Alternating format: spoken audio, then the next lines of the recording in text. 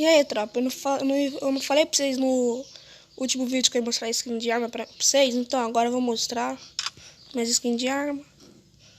Olha, eu tenho M4A1, caveira, fama, janta.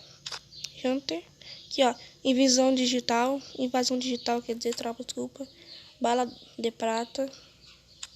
Aqui, ó, com todas essas armas aqui, ó. Natalina, besta, buia, pegado pro. Tenho todas. Aqui, ó, fantasma, a Scar, isso aqui não é permanente. Temporada, tá? Amarelo, tá ligado? Tem a grossa natalina permanente, a grossa da buia permanente.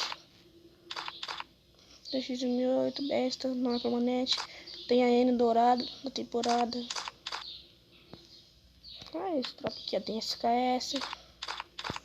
Ó, SKS da temporada é invasão digital. Assassino fantasma. Aqui, ó. Esqueleto, Flame Hunter. Tem só essas. Aqui, ó. Tem a corda permanente, corda de ninjas. Quando tem abaixo do personagem, ó, tem a Ump da buia. Essa daqui é da besta, aqui não é permanente. Tem a MP5 demolição permanente. Amor rosa VSS. Tem P40 mecânica permanente.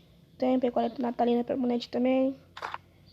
Tem tudo essas coisas permanentes. Que essa daqui não é permanente, a Cataclismo não é permanente. A invasão digital, a Sport 2 é, essa daqui não. Bora aqui, ó. Tem uma skin de Alp. Nem de solinha. Agora tem, ó. Moco desquantificadora e Street Fight. Aqui, ó. Mas qual dessas duas vocês preferem? Ó, prefere o número 1, que é a da Moco, ou o número 2, que é a do Street Fight? Pra mim, tropa, acho que vai ser do Street Fight. Aqui, ó, tem a manchete.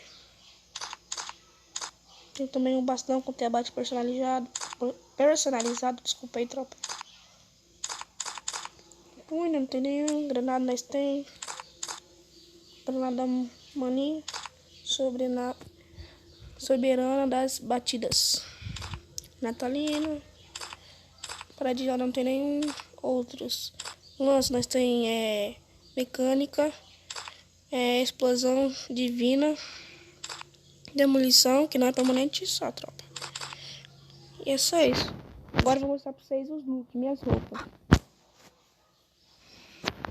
Aqui, ó. Tem essas roupinhas aqui. Só essas aqui que é pra homem mesmo. Ó, tropa. Ficou da hora.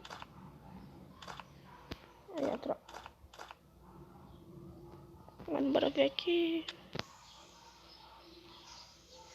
Deixa eu ver aqui.